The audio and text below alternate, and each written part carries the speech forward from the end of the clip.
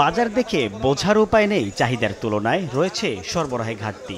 তারপরও চড়া দামে কিনতে হচ্ছে সব ধরনের সবজি। মিরপুর শাহালি মার্কেটে 1 কেজি পেঁপে বিক্রি হচ্ছে 100 টাকায়।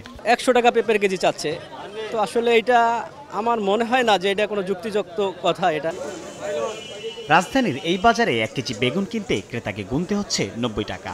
করলা আর ঢেঁড়সের দাম পড়ছে 80 টাকা। 50 টাকার নিচে মিলবে না কোনো সবজি।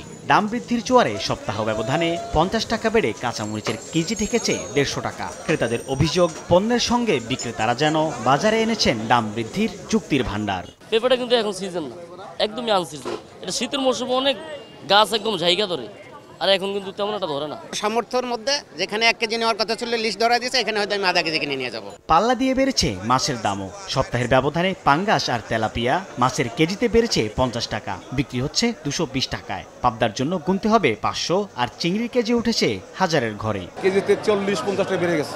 আমরা তো মধ্যবিত্ত লোক, আমরা তো করার কিছুই নেই। 1, 2, 3 ঢাকায় জমি জিতে নিন 100% ক্যাশব্যাক সহ 20 কোটি টাকার পুরস্কার। গাঙ্গে নদীতে পানি ময়লা হয়ে গেছে, আবর্জনা হয়ে গেছে, মাছ মুছ কম। বাজার মনিটরের যে সেল আছে তারা অকার্যকর হয়ে গেছে।